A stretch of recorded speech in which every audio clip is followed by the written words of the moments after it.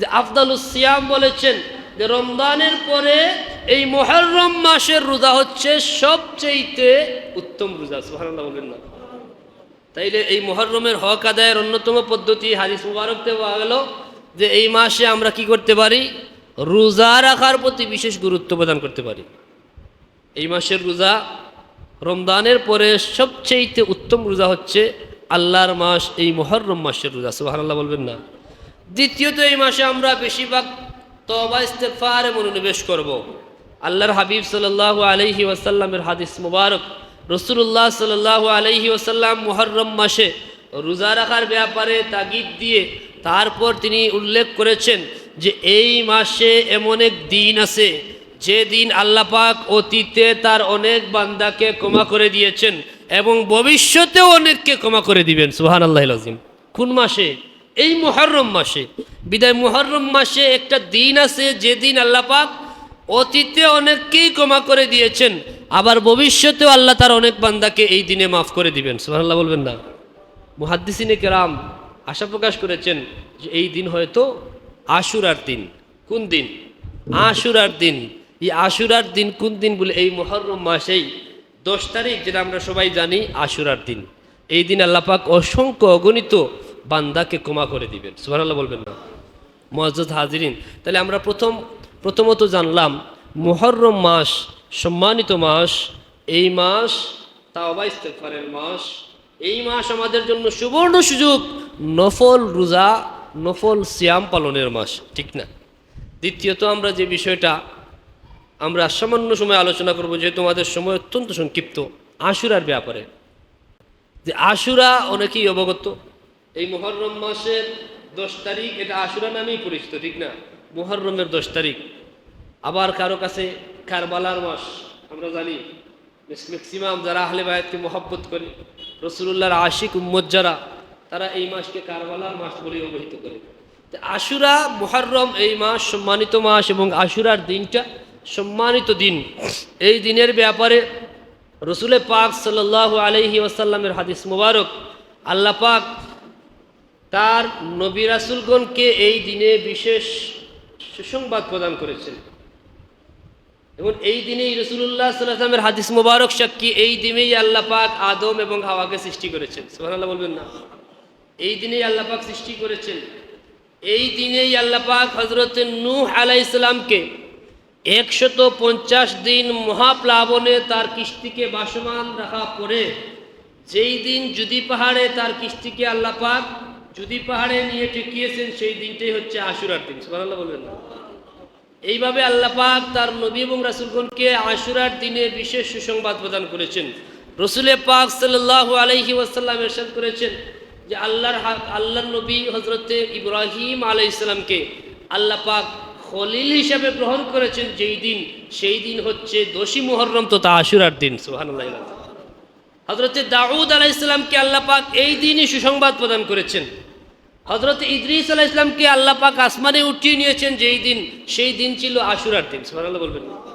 এবং আমাদের জন্য আরো বড় কথা হচ্ছে, আল্লাহর নবী ইরশাদ করেছেন কিয়ামত হবে এই আশুরার দিনেই।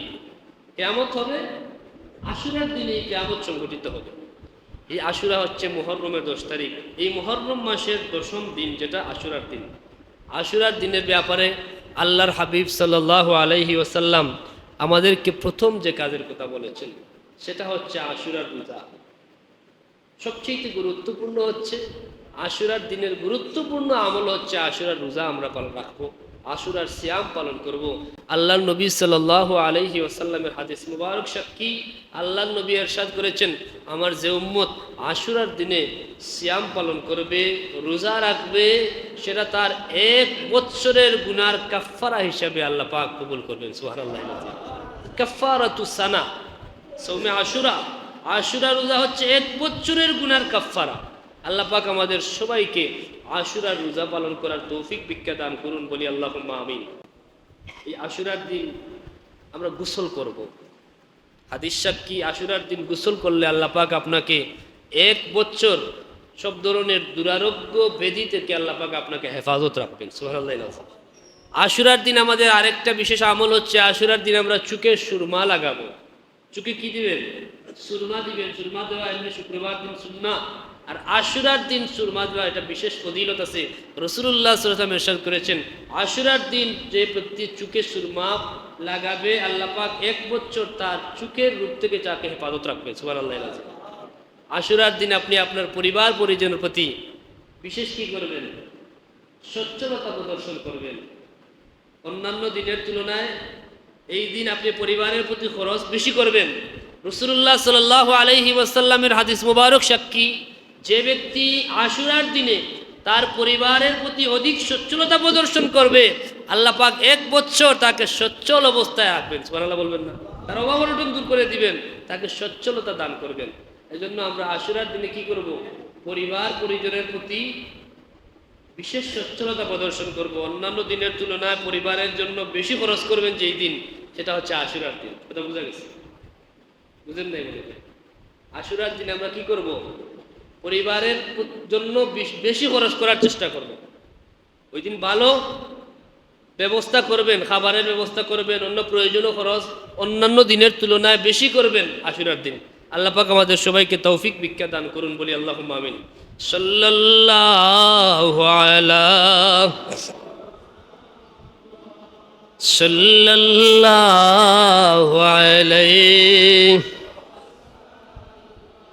সাল্লাল্লাহু আলা মুহাম্মাদ সাল্লাল্লাহু আলাইহি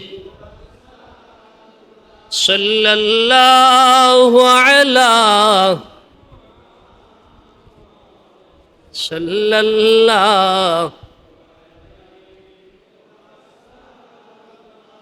আরেকটা কথা আমরা আশুরার ব্যাপারে, আশুরার রোজা এত গুরুত্বপূর্ণ রোজা।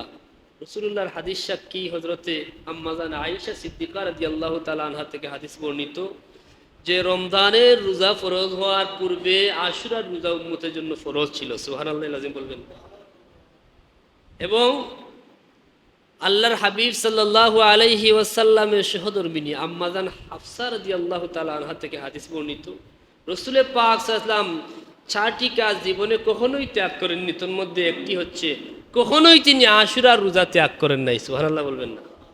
এবং এই আশুরার রোজার ব্যাপারে আমরা আরেকটা হাদিস জানি। আল্লাহর হাবিব সাল্লাল্লাহু আলাইহি ওয়াসাল্লাম মক্কা মুকাররমা থেকে মদিনা মুনাওয়ারায় হিজরত করে আসার পর দেখলেন মদিনার ইহুদিরা যে 10ই মুহররম রোজা পালন করতেছে। তাদেরকে জিজ্ঞাসা করলেন, মা হাযাল ইয়াউম, তোমরা এই দিন কেন রোজা পালন করছো? এই দিনের বিশেষত্ব কি? তখন তারা কি জবাব দিয়েছিল? যে এই দিন আল্লাহ পাক রব্বুল আলামিন বনি ইসরাইলকে নাজাত দিয়েছিলেন, ফেরাউনের কবল থেকে বনি ইসরাইলকে নিরাপদে পার করেছিলেন নীল নদ, এবং ফেরাউন এদিন সমূলে ধ্বংস হয়েছিল। এবং আল্লাহর শুকরিয়া আদায়ের জন্য এই দিন আমাদের নবী হযরতে মূসা কালিমুল্লাহ নিজে সাওম পালন করেছেন, নিজে রোজা রেখেছেন, এবং আমরাও এই দিন রোজা পালন করি। সুবহানাল্লাহ বলবেন না? তখন আল্লাহর হাবিব কি ইরশাদ করেছেন? ওয়া নাহনু আহাক্কা বিমূসা মিনকুম, তোমরা তোমাদের চাইতে আমার ভাই মুসার ব্যাপারে আমি বেশি হকদার। এই দিনে রাসূল পাক সাল্লাল্লাহু আলাইহি ওয়াসাল্লাম ইরশাদ করেন, নিজে রোজা রেখেছেন, সাহাবায়ে কেরামকে রোজা রাখার নির্দেশ প্রদান করেছেন। ইহুদিরা যদি মূসা কালিমুল্লাহর অনুসরণে 10ই মুহররম আল্লাহর শুকরিয়া আদায়ের জন্য সাওম পালন করতে পারে, রোজা রাখতে পারে, তাহলে মূসার বেলায় তো আমাদের হক আরও বেশি, তাহলে আমরাও রোজা পালন করব। এবং এখানে আরেকটা বিষয় হচ্ছে খুবই গুরুত্বপূর্ণ, যে অনেকেই প্রশ্ন করে থাকেন, হুজুর আশুরা রোজা কয়টা রাখা হবে? ঠিক না? এই আশুরা থেকেই অনেক মানুষ একটা ভুল প্রায় করে থাকেন, মনে করেন নফল রোজা রাখলেই একটা রাখা যাবে না, 2টা রাখতে হবে, তাই না? অনেকেই প্রশ্ন করেন রোজা কয়টা? একমাত্র আশুরার ব্যাপারে আশুরার রোজা রাখতে হবে 2টা। কেন? যেহেতু এই দিন ইহুদিরাও রোজা পালন করে। সাহাবায়ে কেরাম প্রত্যেক আল্লাহর নবী সাল্লাল্লাহু আলাইহি ওয়াসাল্লামের খেদমতে আরজ করলেন, ইয়া রাসূলুল্লাহ, এই দিন তো ইহুদিরা রোজা পালন করতেছে, আমরাও রোজা পালন করি। তারা তো এমনিতেই বিভিন্ন প্রোপাগান্ডা ছড়ায়, বিভিন্ন ধরনের কি করে অপবাদ দেয়। তারা তো কাবার ব্যাপারে বলেছিল না যে তিনি আমাদের ধর্ম মানেন না, আবার তিনি আমাদের কিবলা ফলো করেন। আল্লাহর নবী তারপর আল্লাহর কাছে তার অন্তরের মধ্যে এই কষ্ট আসার কারণে আল্লাহ পাক কাবা কিবলা পরিবর্তন করে দিলেন। তো এই ইহুদিরা এই দিনে রোজা রাখে, আমরাও যদি রোজা রাখি, তারা একসময় দাবি করতে পারে যে আমরা তাদের অনুসরণ করতেছি। তখন আল্লাহর নবী বললেন, তাইলে এক কাজ করবা, ইহুদিরা রাখে 1টা, তোমরা রাখবা 2টা, তাইলে তাদের বিপরীত হয়ে যাবে। সুবহানাল্লাহ বলবেন না? এই জন্য আশুরা রোজা রাখতে হবে কয়টা? 2টা। হয়তো আপনি 9-10 রাখবেন, নতুবা 10-11। একান্ত যদি কোনো উজরের কারণে কেউ না পারেন, তাহলে একটা থেকে যেন আমরা বঞ্চিত না হই, ঠিক না? তো আমরা চেষ্টা করবো এই দিন রোজা রাখতে হবে।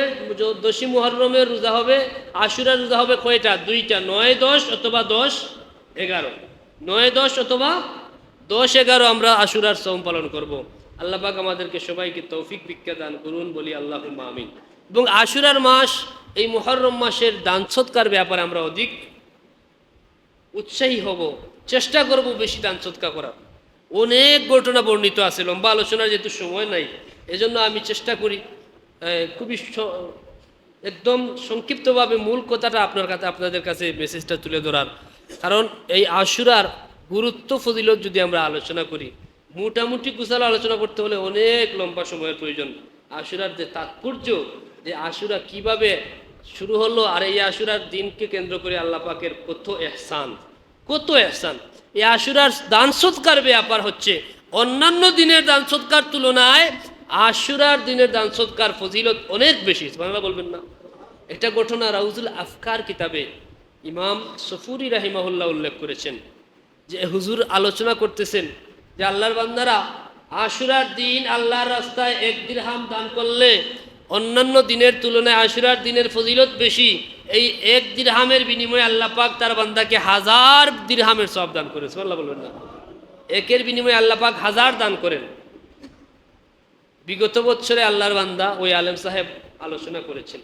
আমাদের অনেকে আছে না, যে ওয়াজগুলা খুব গুরুত্ব দিয়ে শুনে আমলের চেষ্টা করে, বিশেষ করে নিজের ব্যক্তিগত ফায়দা হয়, স্বার্থসিদ্ধি হাসিল হয়, এমন বিষয়টা মানুষ বেশি গুরুত্ব দেয়, তাই না? এক লোক ওই মাহফিলে উপস্থিত ছিল, সে আলোচনা শুনেছে যে হুজুর আলোচনা করেছেন আশুরার দিন 1-এর বিনিময়ে আল্লাহ পাক 1000 পর্যন্ত বাড়িয়ে দেন। সে তার ঘরে ছিল 7 দিরহাম। কত দিরহাম?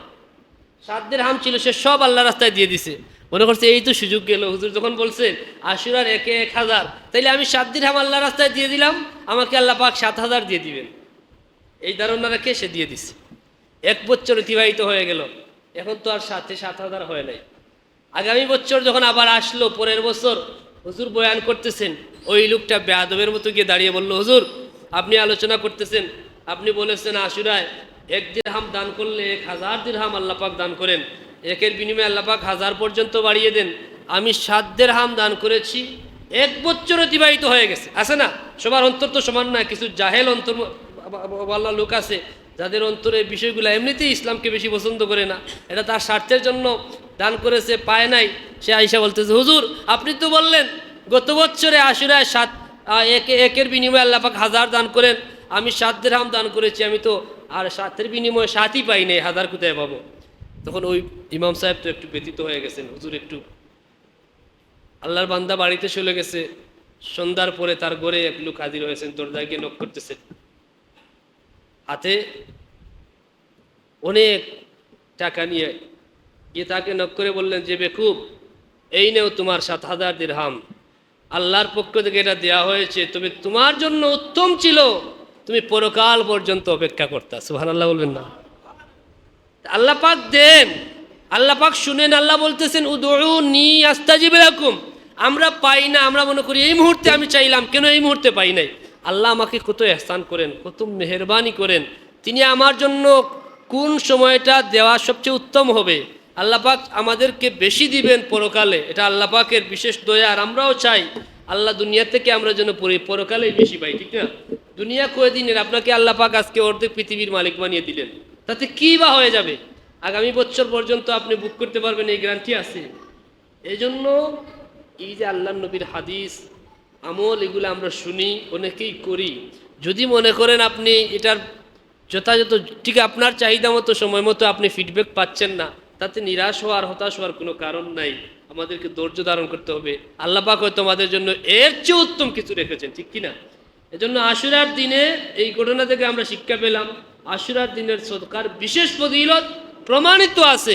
আল্লাহ পাক আমাদেরকে আশুরার দিনে বিশেষভাবে আল্লাহর রাস্তায় সদকা করার তৌফিক ভিক্ষা দান করুন, আমরা বলি আল্লাহুম্মা আমিন। অনেক এই সদকার ব্যাপারে আরো কয়েকটা মশহুর ঘটনা আছে।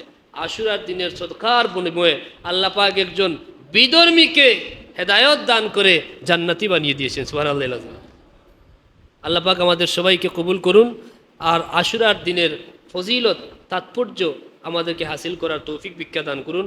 মুহররম মাস আল্লাহর মাস, এই মাসের নফল ইবাদত বন্দেগী, তাওবা ইস্তিগফার এবং নফল রোজার মাধ্যমে এই মাসের হক আদায় করা এবং মাসকে যথাযথভাবে কাজে লাগিয়ে আল্লাহর নৈকট্য হাসিলের তৌফিক আল্লাহ পাক আমাদেরকে সবাইকে ভিক্ষা দান করুন বলি আল্লাহুম্মা আমিন। ওয়া আখির দাওয়ানা আনিল হামদুলিল্লাহি রাব্বিল আলামিন। সাল্লাল্লাহু আলা সাইয়্যিদিনা মাওলানা মুহাম্মদ ওয়া আলা আলিহি ওয়া আসহাবিহি ওয়া সাল্লাম।